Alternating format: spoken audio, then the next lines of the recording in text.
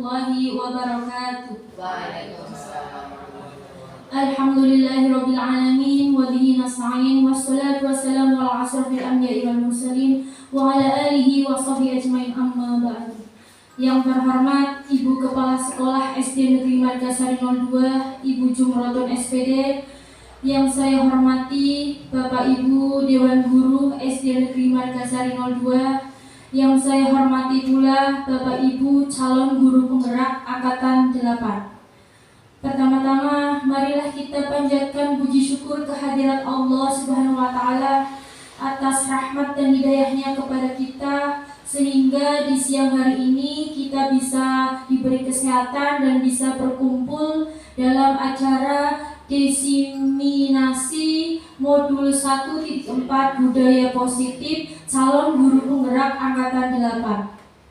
Salawat serta salam kita panjatkan kepada junjungan Nabi besar Muhammad sallallahu alaihi wasallam yang kita nantikan syafaatnya di yaumil qiyamah. Bapak Ibu yang saya hormati, saya selaku pembawa acara akan membacakan susunan pada siang hari ini. Yang pertama pembukaan, yang kedua sambutan dari Ibu Kepala Sekolah, yang ketiga pemaparan calon guru penggerak Angkatan 8, dan yang terakhir penutup. Marilah acara pada pagi hari ini kita buka dengan bacaan basmalah. Bismillahirrahmanirrahim. Untuk acara yang kedua yaitu sambutan yang akan disampaikan oleh Ibu Kepala Sekolah. Kepadanya kami persilakan. Assalamualaikum warahmatullahi wabarakatuh. Alhamdulillah, syukur Allah Subhanahu wa Ta'ala atas segala nikmatnya. Kita di siang hari ini bisa melaksanakan kegiatan dampingan individu harusnya yang dilaksanakan oleh CGP Angkatan 8 untuk melaksanakan diseminasi hasil pembelajarannya untuk bisa ditularkan kepada sedikitnya di sekolah yang ada CGP, kemudian dipantau oleh bersama CGP yang lain. Alhamdulillah semoga bisa berjalan dengan lancar. Salawat salam semoga Allah limpahkan pada junjungan kita Nabi besar Muhammad sallallahu alaihi wasallam. Mudah-mudahan kita bisa meneladani apa yang telah beliau lakukan. Amin. Mohon maaf terlebih dahulu pada CGP 8 sekelompok dengan Bu Fitri selaku pemantau atau pengajar bersama-sama tentang diseminasi ini. Saya tetap menjadwalkan hari ini, sekalipun hari ini adalah ada jadwal kegiatan saya karena hari Senin itu ada pekan PMM yang nanti dimulainya jam 8 sampai jam 15. Hari Selasanya juga ada pembinaan sekaligus meneruskan pekan PMM. Jadi nanti hari Selasa, hari Rabu, dan hari Kamis. Jadi tidak tetap hari saya bukannya hari Sabtu. Nanti saya terakhir juga tidak apa-apa. Saya usahakan jam 12 sudah sampai ke sini dan alhamdulillah tadi jam 12 kurang 10 menit ya. Saya sudah bisa datang ke sini sesuai janji saya. Setelah telatnya jam 12 saya sudah sampai ke sini. Alhamdulillah tadi kegiatannya sudah dilaksanakan terlebih dahulu, pemaparannya budaya positif itu karena ini namanya diseminasi, berarti nanti kemanfaatannya adalah bagi teman-teman yang mengikuti diseminasi ini ya. Jadi bukan hanya video dan kegiatan hanya sekedar untuk memenuhi tugas dari CGP-nya saja, tetapi budaya ini harus betul-betul diterapkan. Tadi contohnya adalah budaya positif tentang membuang sampah pada tempatnya atau kegiatan kecil yang salah, kemudian kita contohi sampai anak itu kemudian tumbuh kebiasaan atau budaya. Jadi videonya kan seperti itu.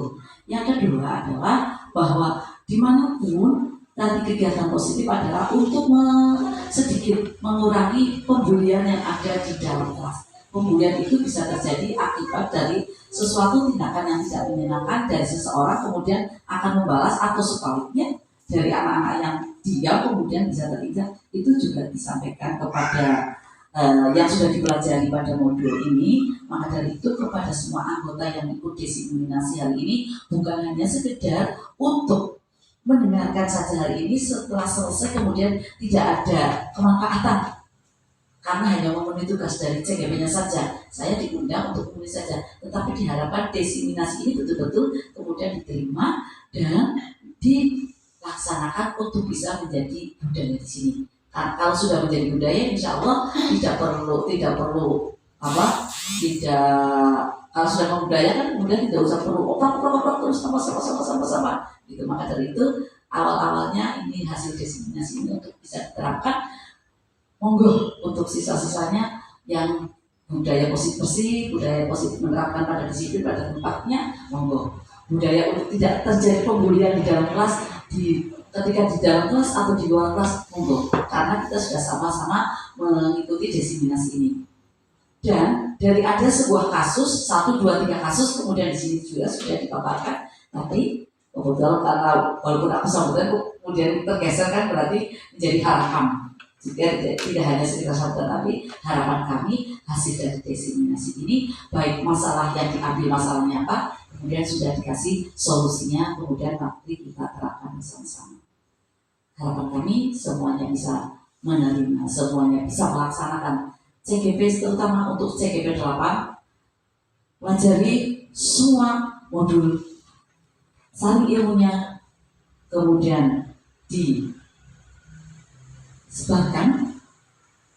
di-share, belajar bersama-sama, berbagi bersama-sama, kemudian kita bersama-sama memiliki budaya positif bersama-sama kita, warga sekolah, dan semuanya. Harapannya bergerak, dan mengeluarkan hasilnya luar biasa. Demikian, sukses selalu, semangat. Assalamualaikum warahmatullahi wabarakatuh. Waalaikumsalam warahmatullahi wabarakatuh.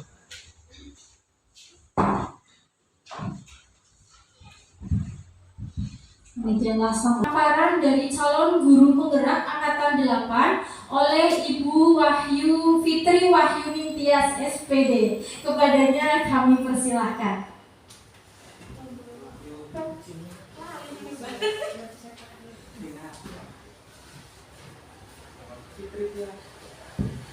Terima kasih Ibu Is. Bismillahirrahmanirrahim. Assalamualaikum warahmatullahi wabarakatuh. Terima kasih sebelumnya pada Bapak dan Ibu yang sudah meluangkan sedikit waktunya untuk bisa berkumpul di ruang yang tercinta ini di SD Negeri Margasari 2 dalam acara diseminasi budaya positif. Sebelumnya, saya adalah calon guru penggerak angkatan 8 yang sedang memenuhi tugas untuk melengkapi tugas LMS. Nah, sehingga saya meminta bantuan kepada Bapak dan Ibu yang ada di sini untuk mendukung dan mempartisipasinya agar kegiatan ini bisa berjalan sesuai dengan rencana. Baik Bapak Ibu, saya akan mulai tentang modul 1 budaya positif.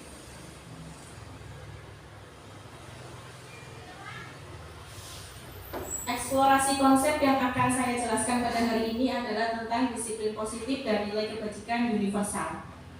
Perubahan paradigma, kegiatannya seperti ini. Saya meminta Bapak dan Ibu yang ada di sini untuk mengepalkan kedua tangan.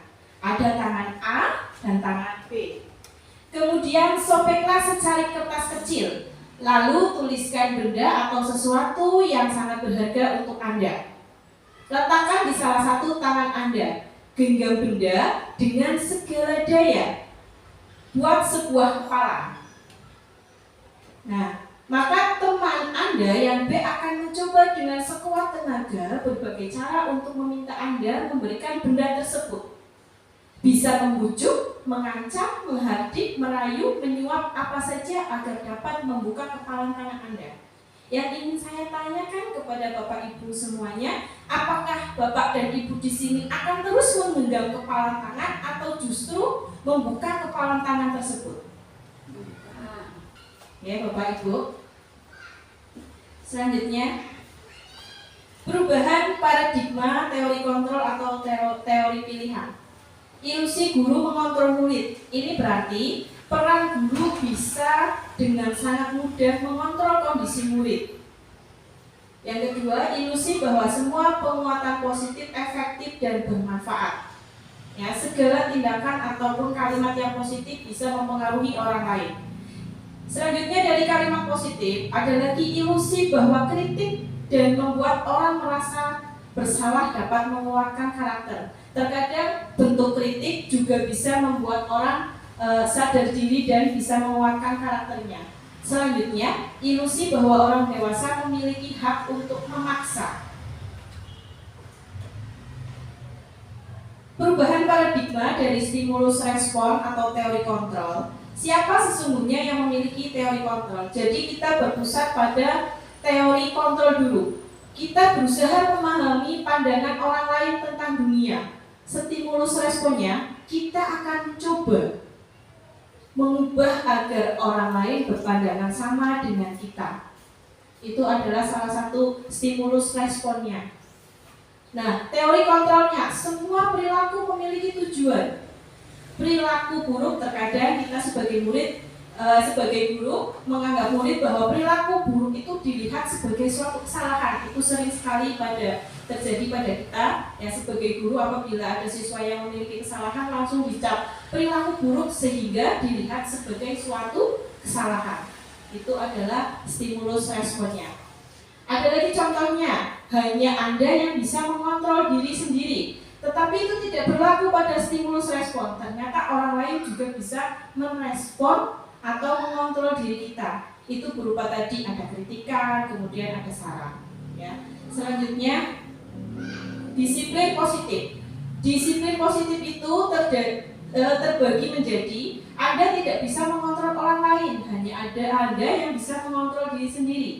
Kemudian semua perilaku memiliki tujuan, ya, model berpikir menang dan kolaborasi dan konsensus menciptakan pilihan baru.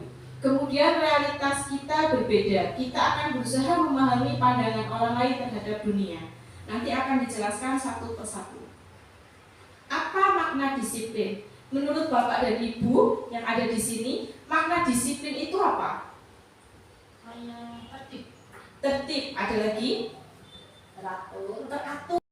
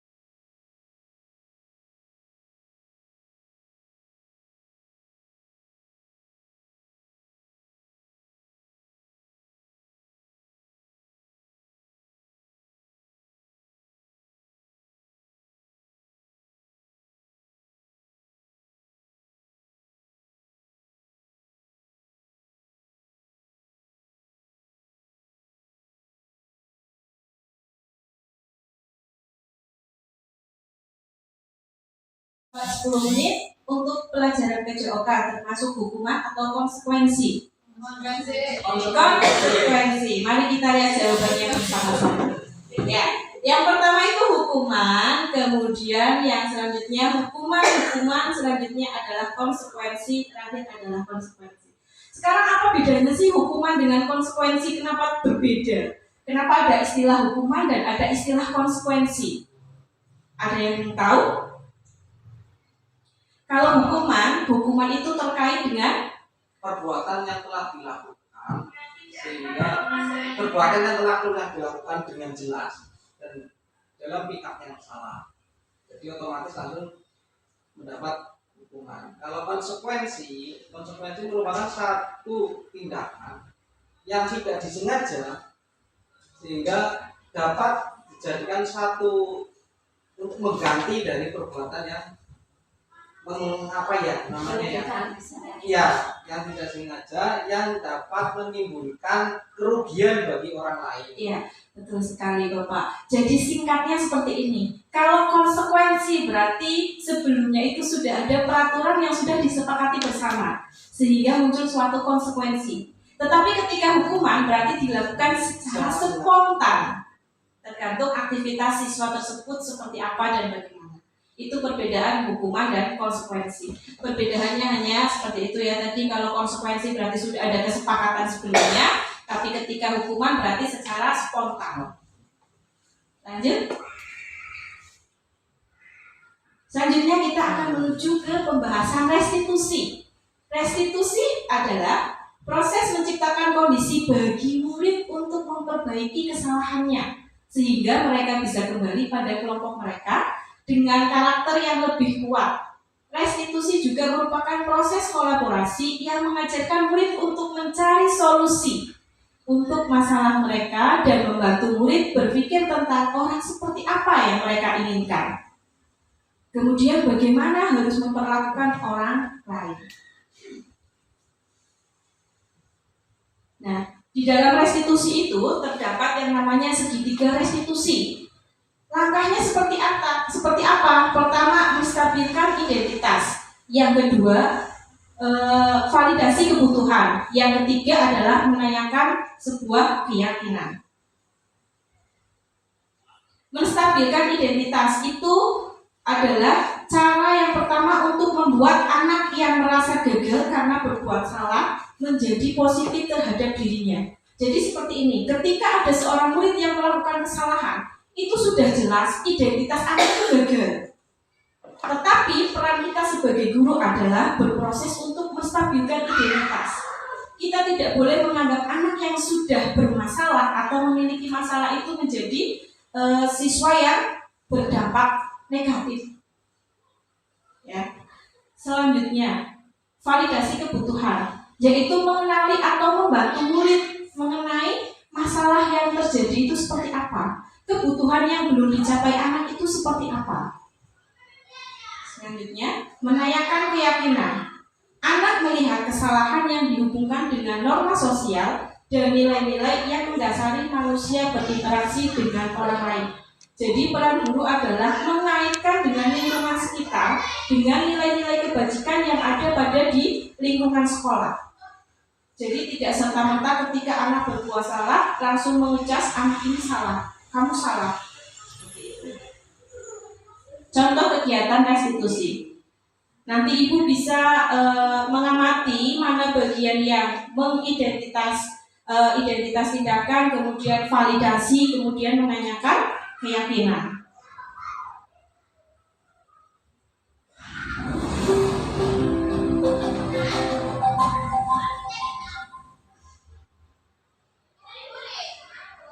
Demokrasi konteks. Istirahat. Nah, ini contohnya.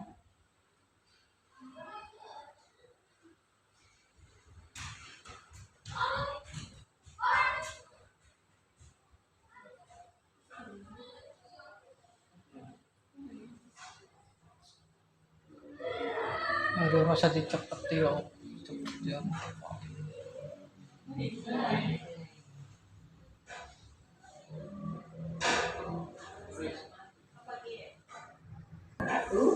Saya Putri Batin Tias dari SD Negeri 15 dari 02, calon guru penggerak angkatan 8 Kabupaten Tegal.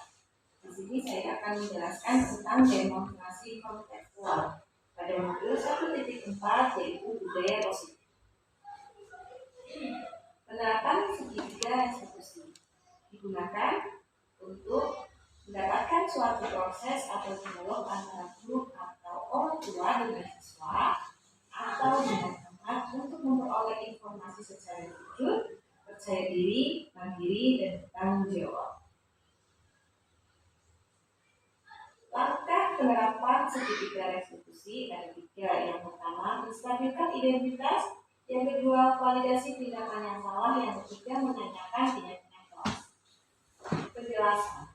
Untuk menjelaskan, 1. Menstabilkan identitas, indikatornya adalah mengubah identitas gagal menjadi identitas sukses. 2. Kesalahan adalah suatu proses dari pembelajaran. Yang kedua, penjelasan mengenai validasi tindakan yang salah. Indikatornya adalah siswa mampu mengenali dan mengakui keputusan murid yang salah dan tindakan apa yang akan dilakukan. Yang kedua, guru menempatkan diri pada posisi proaktif dan berupaya memenuhi kebutuhan murid atau siswa.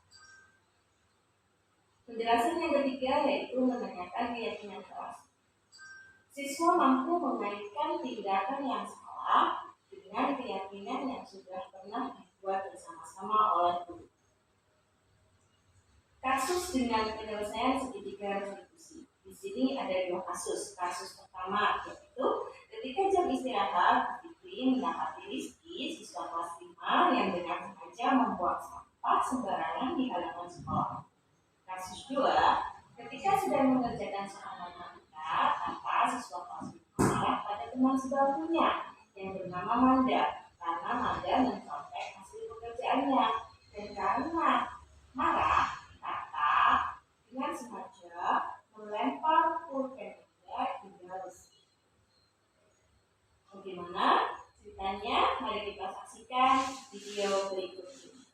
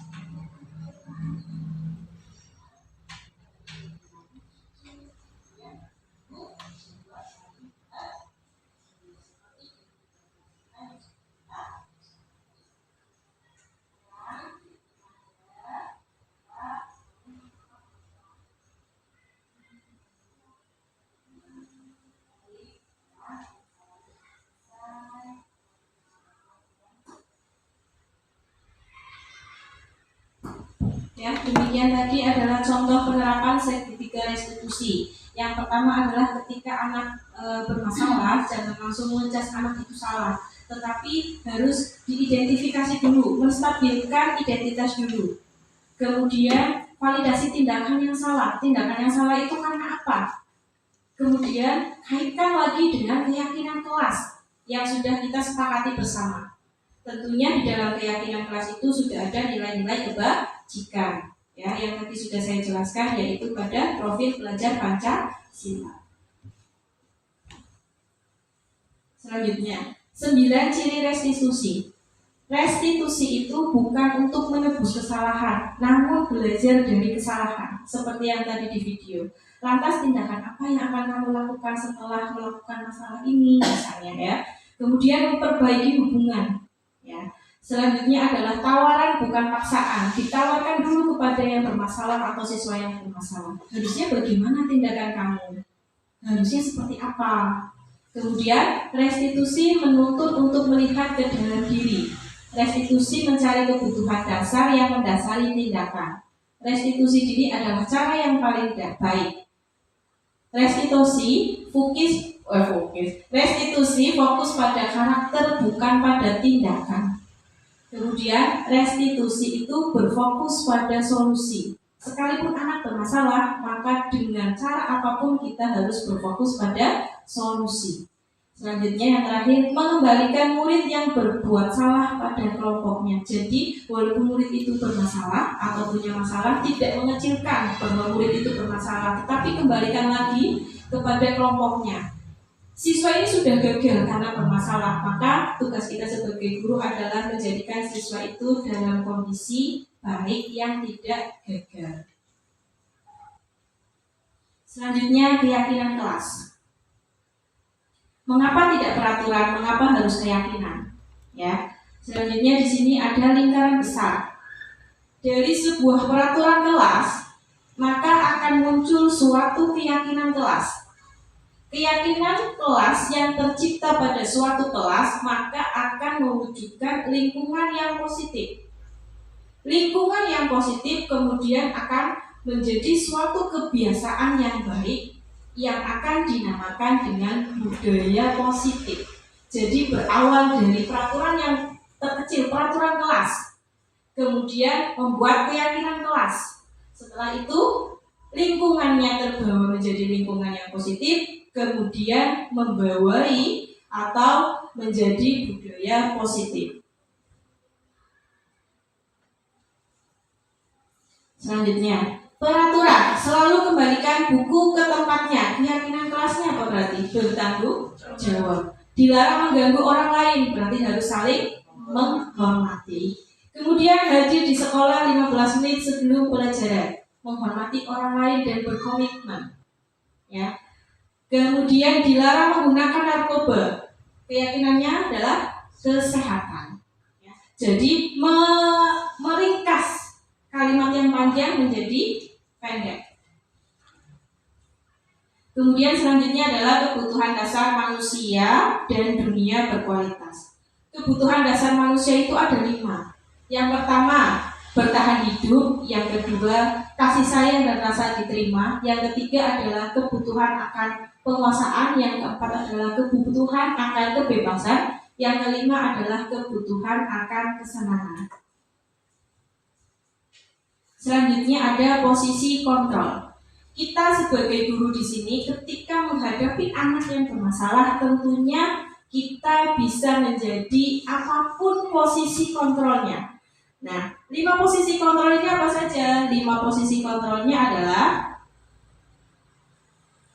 posisi kontrol sebagai penghukum, posisi kontrol sebagai pembuat rasa bersalah, posisi kontrol sebagai teman, posisi kontrol sebagai pemantau, dan posisi kontrol sebagai manajer. Saya akan menyajikan video di sini berupa 5 posisi kontrol. Maka nanti saya akan meminta pendapat Bapak Ibu. Kira-kira posisi kontrol yang paling ideal dan yang paling bagus atau paling baik itu pada posisi yang mana?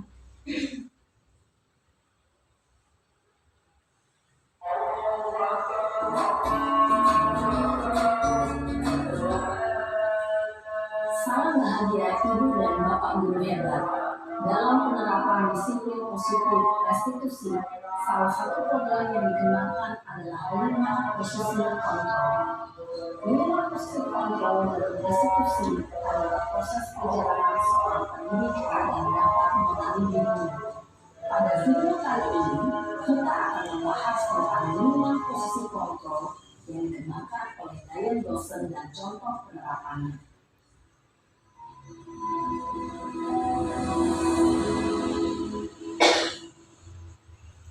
5 posisi kontrol itu adalah 1. Posisi penghukum, 2. Posisi pembuat merasa bersalah, 3. Posisi teman, 4. Posisi pemantau atau monitor, dan 5. Posisi manajer.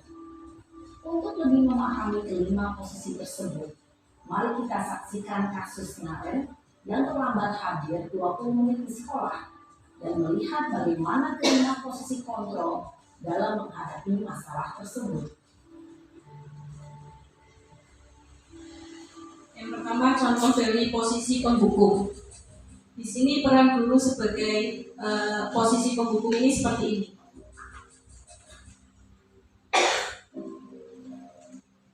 Naren, sini kamu. Selamat pagi, Bu. Selalu terlambat. Kamu deh, pasti terlambat. Maaf, Bu. Saya Apa? Apa coba? Alasan kamu apa lagi? Kapan sih kamu tidak terlambat? Malas sekali ya kamu jadi anak. saya Dasar pemalas. Gak kapok-kapok sih kamu. Sudah berapa kali terlambat? Sana, kamu keliling lapangan basket 2 kali. kenapa saya harus keliling lapangan basket, Bu? Kenapa? Kamu melawan ibu. Berani-beraninya jawab. Sudah terlambat, masih berani jawab pula. Sekarang, keliling lapangan basket 5 kali sekalian. Biar kapok. Cepat. Pergi sana ke lapangan basket. Posisi penghukum biasanya berbicara dengan nada tinggi, menghardik, menunjuk-nunjuk, menyakiti, dan menyindir. Hukuman bisa berupa fisik maupun psikis. Ibu dan bapak guru hebat. Dampak yang terjadi pada murid ketika guru berada pada posisi penghukum adalah murid cenderung akan memberontak, bahkan menyimpan dendam.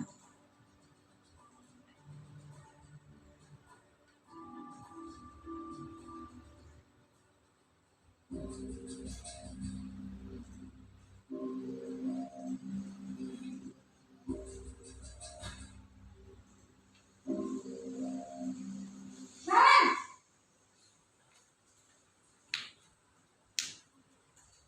Selamat pagi, Bu. Naren. Kamu kenapa terlambat lagi, nak? Ya Tuhan, Naren. Kamu senang ya bikin ibu susah ya? Kalau kamu terlambat lagi, nanti ibu yang ditegur bapak kepala sekolah, nak. Disangka ibu tidak bisa membina kamu. Duh, gimana ini? Maaf, Bu. Duh, Gusti Naren. Kamu suka ya kalau ibu ditegur bapak kepala sekolah? Terus, sekarang ibu harus tulis apa ini di buku absen? Ini kamu sudah sering terlambat loh. Ibu harus apa coba? Maaf, Bu. Maaf sekali. Ya sudah, lain kali jangan bikin ibu susah lagi ya nak ya. Ibu tidak akan kuat lagi kalau kamu begini terus. Bisa jantungan kalau ibu ditegur bapak kepala sekolah. Sana cepat kelas. Maaf ya, Bu. Maaf sekali. Posisi pembuat rasa bersalah berbicara dengan nada tenang, cenderung lembut. Namun kata-kata yang diutarakan membuat murid merasa menjadi orang yang gagal, memandang buruk dirinya sendiri, merasa tidak berharga, dan tidak sanggup membahagiakan orang lain. Ketika guru mengambil posisi pembuat rasa bersalah, murid akan menganggap dirinya yang bersalah dan ia akan menyimpan emosi negatif tersebut di dalam dirinya.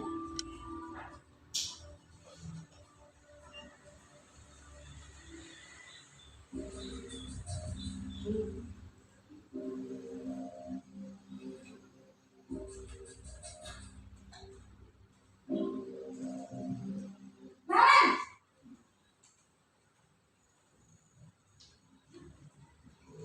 Halo. wah, sudah jam berapa ini nak? Terlambat lagi ya sayang. Iya Bu, habis ibu saya belum membangunkan saya Bu. Kamu malah menyalahkan ibu kamu. Kamu bukannya anak yang larinya paling kencang. Kok terlambat sih? Iya Bu, saya memang terlambat bangun tadi. Jadi biarpun saya lari kencang, tetap gak kejar Bu. Ya sudah sana, nanti lain kali larinya lebih kencang lagi ya. Biar gak terlambat lagi. Bikin seneng ibu, demi ibu. Bisa kan? Bisa lah Bu. Ya sudah sana masuk kelas. Ibu beresin urusan absen kamu. Kamu ini ada-ada saja. Dalam posisi teman, guru berbicara dengan nada suara ramah, akrab, cenderung bersenda gurau untuk menjaga suasana tetap santai. Murid akan merasa senang, aman, dan akrab dengan guru. Identitas yang tercipta adalah identitas sukses atau berhasil. Namun, perlu diingat, karena ini masih dorongan eksternal, maka ada faktor ketergantungan dari murid kepada orang tertentu. Di sini guru aksennya, sehingga di lain waktu murid bisa berperilaku baik, namun hanya kepada orang-orang tertentu saja.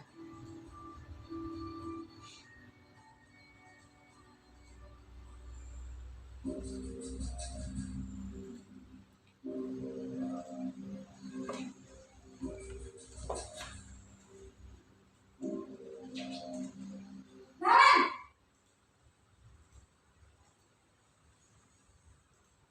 Selamat pagi Bu. Naren, apa peraturan sekolah kita tentang jam berapa kita harus masuk sekolah, nak? Kita harus di sekolah jam 7 Bu. Iya betul, sekarang sudah jam 7.20. Naren sudah tahu konsekuensinya jika terlambat hadir. Paham Bu, saya harus tinggal kelas pas jam istirahat selama 20 menit. Iya benar, konsekuensinya demikian.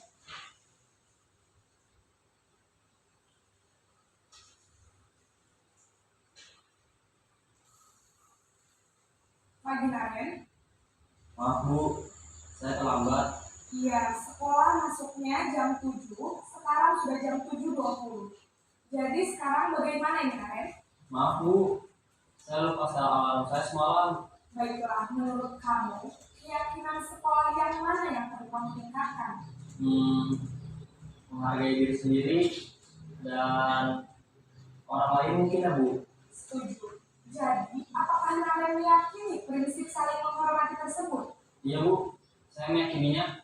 Apakah Naren bersedia memperbaiki masalah keterlambatan ini? Bersedia Bu. Bagaimana kamu akan perbaiki masalah keterlambatan ini? Saya akan coba untuk tidak lupa menyetel alarm saya Bu. Baik, kalau Naren menyetel alarm di rumah, ada orang yang kira-kira bisa bantu mengingatkan tidak? Ada Bu, kakak saya, Kak Emma. Ada lagi selain Kak Emma?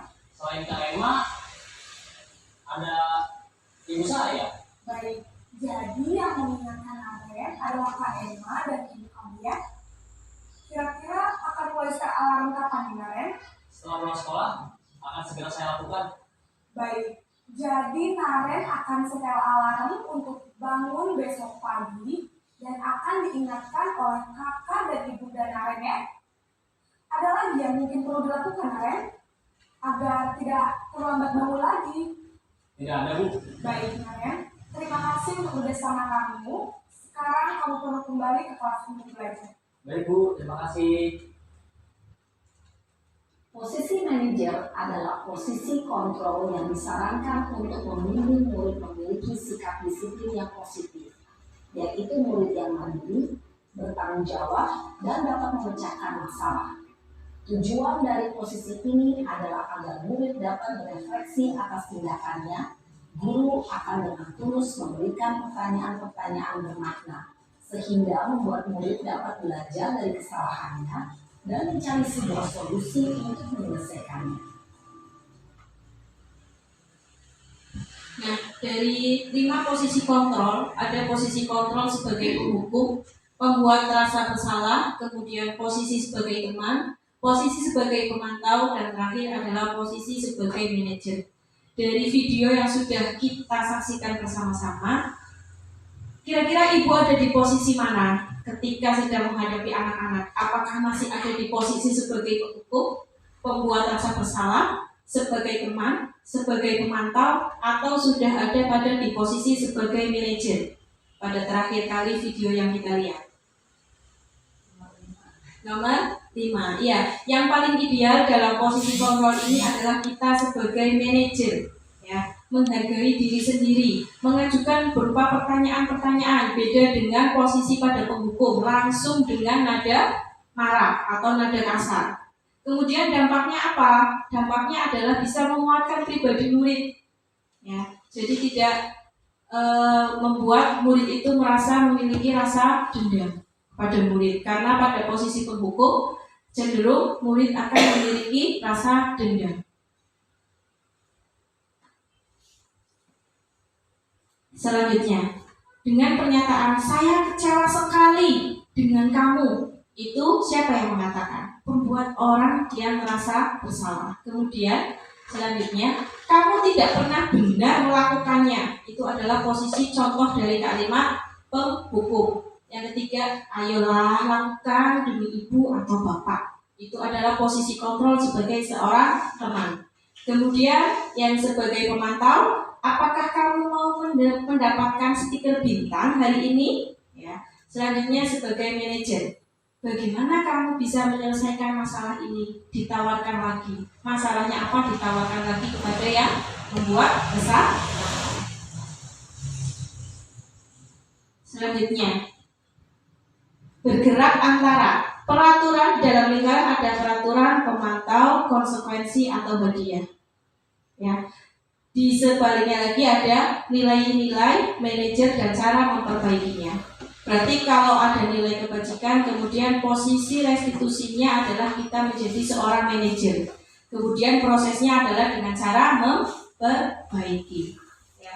Demikian tadi adalah contoh pemaparan dari diseminasi budaya positif. Dan dalam rancangan tugas saya, dalam aksi nyatanya saya membuat tentang keyakinan kelas. Jadi seperti apa sih keyakinan kelas itu dibuat? Kita saksikan video ini bersama-sama.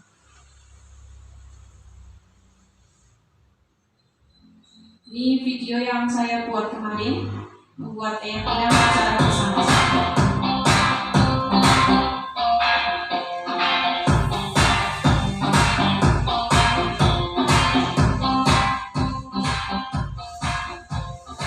Yang pertama, ajak siswa berdiskusi untuk menuliskan keyakinan kelas yang diinginkan.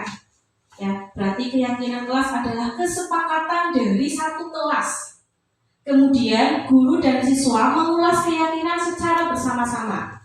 Siswa memberikan pendapatnya, kemudian guru dan siswa mengulas keyakinan secara bersama-sama. Kemudian mengubah kalimat keyakinan kelas menjadi kalimat yang positif. Kemudian menyepakati keyakinan kelas.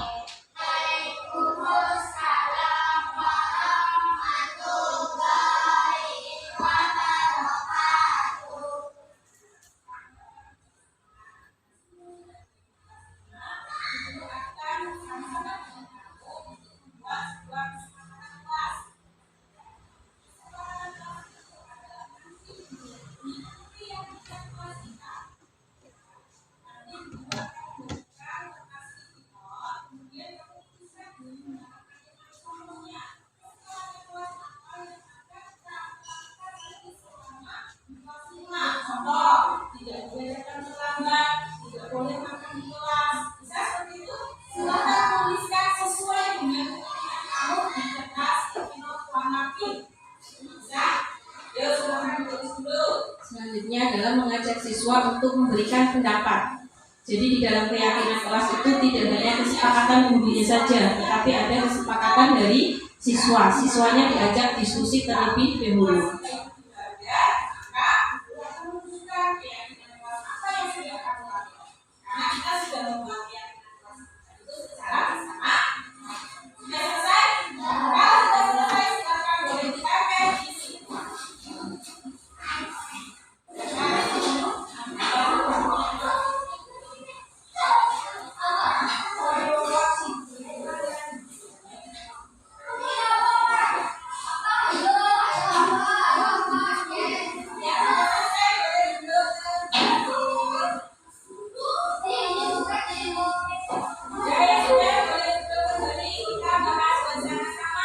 Mengulas hasil pendapat siswa. Ya.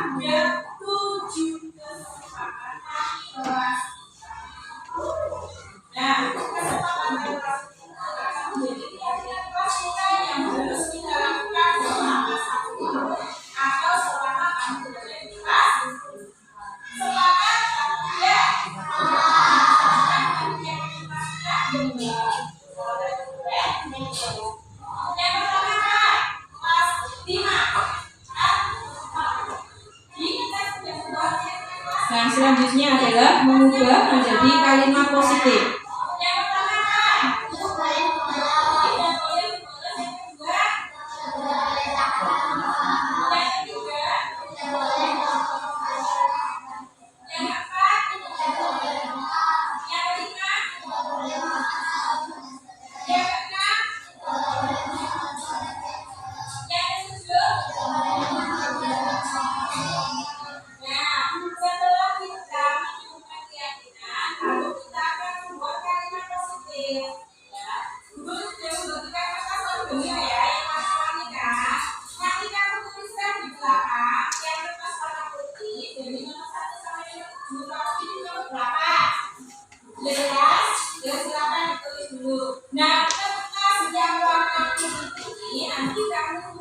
Dari kalimat yang sudah kamu pilih nomor 1 sampai nomor 7, kamu pilih kemudian diubah menjadi kalimat positif. Di sini ada 7 kesepakatan kelas, kemudian mengubah menjadi kalimat positif. Tidak boleh membolos. Kalimat positifnya berarti apa? Silakan ditulis yang tadi ditulis di kertas yang berwarna menaati perhatian. Terus ambil barang orang lain.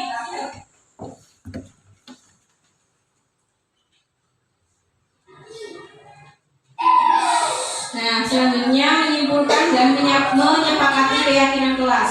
Jadi kita bersama-sama dengan siswa membuat keyakinan kelas. Ya, jadi di sini dalam membuat keyakinan kelas itu ada peran dari siswa. Siswa diajak berdiskusi, kemudian bersama dengan guru mengulas kembali keyakinan kelas yang akan disepakati bersama-sama. Begitu cara membuat keyakinan kelas. Jadi keyakinan kelas itu adalah kesepakatan yang ada di dalam kelas masing-masing sesuai dengan pendapat dari siswa. Yang ada di depan ini ya, yang